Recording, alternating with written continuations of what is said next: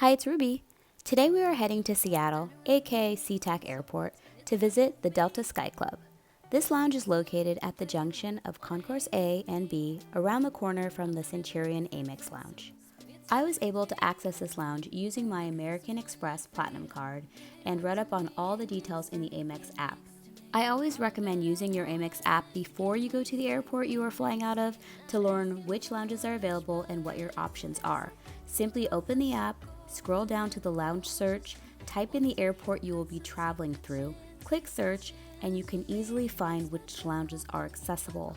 I always recommend checking in on your phone if that's required once you are in line for security at the airport, as sometimes this helps expedite your entry. Now, I accessed this club using my Amex membership, but if you have a Delta membership and you want to see if you're going to be able to access it, you should definitely look online because there are some restrictions that might surprise you. Also, keep in mind that you can only access the lounge 3 hours before your flight if it's the initial leg of your flight, but if you have a layover, then you can pretty much be in there the entire time. But also check that out, okay? Don't just take my word for it. So back to the club. So I was able to access the club for free, but my husband and I were with our children, and if we were to bring the children in there, we would have had to pay. So we ended up splitting up. My husband went with the kids to the Centurion Lounge, and I went to go explore the Delta Sky Lounge.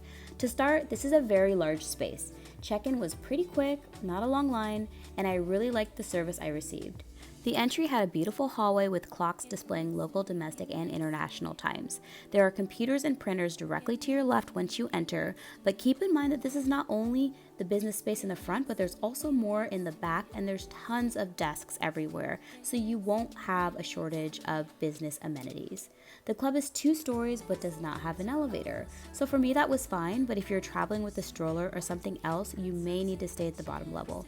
In addition to business amenities such as Wi-Fi, internet terminals, printers, and copiers, there's also spa services and shower suites. I did not check out the shower suites, but that sounds amazing, especially if you have a long layover or you're coming from an international stop.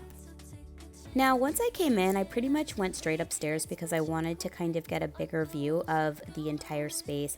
And I was surprised to see that not only did they have a lot of seating upstairs that was open, but they had a lot of snacks. They had coffee and tea. And one thing that kind of stood out to me is it wasn't just a hey, here's a buffet. There was actually grab and go snacks, and that was really nice, especially when you're a mom and you're traveling with little kids, because you know how kids like don't eat right away and then you leave and then suddenly they're so hungry.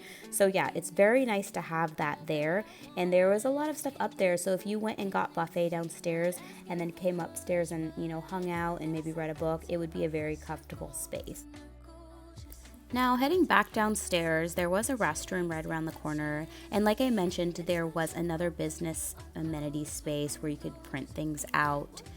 There was a beautiful open window view of the flight line, and I really love that because not only did it let in a lot of light, but it was really nice to just be right there next to a Delta airplane and sit there and kind of just take it in.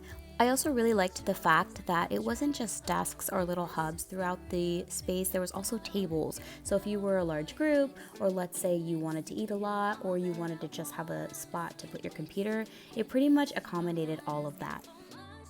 In the very back, there was I would say, cold cut buffet. There are a few hot items there too, but basically it was like no line there, and you could grab your sandwiches, you could make yourself a salad. There was a couple pieces of chicken or some vegetables there, and that was a little bit different. It's a huge space, and so there is like a main food area towards the front, but it was really interesting having that like mini buffet towards the back. So if you didn't want to kind of fight the crowd by the bar, you could come over here and grab some things before maybe you were in a rush to catch your flight or whatever. So I really liked that about the space as well. Now, when I checked in, the woman at the front desk told me not to skip the Rice Krispie treats. So I grabbed a couple of those for my kids before I left, and they absolutely loved it on the flight. So yes, 5 stars as far as it goes with the snacks. There was a good variety, and I love that the grab and go was not just limited to food, but also drinks.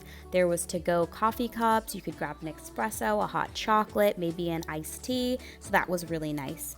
Okay, so let's look at the rest of the food area. I know that's like probably why most of you love the lounges. There was an open bar, and you have to definitely check and see what time the bar opens. It opens pretty early, but you know, early is in the eye of the beholder. And they also have featured drinks and things like that, so definitely check that out. I went at lunch, so they had a lot of lunch themed items like rice and chicken and salad and sandwiches and also some hot dogs. So they had a variety of food, and I would say it was above average.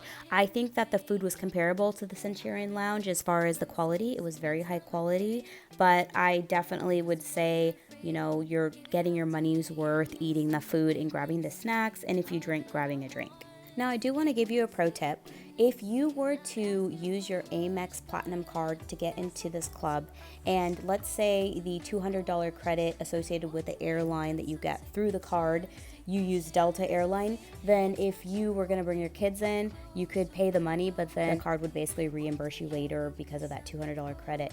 I use mine towards Alaska and not Delta, so I didn't opt for this, but I think that would be a cool option if that's something that you want to consider. Overall, I really enjoyed this lounge, and I highly recommend trying to visit if you can and getting those snacks, especially the Rice Krispie treats. Also, Delta is supposed to be opening another Sky Club in 2024, a massive one, so stay tuned for that. Thank you so much for watching, you guys. If you like my content, you can check me out on Instagram at rubies_best_life.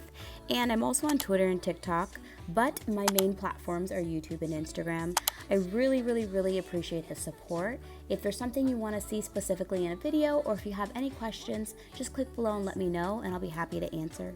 Thank you so much for watching. Talk to you later. Bye.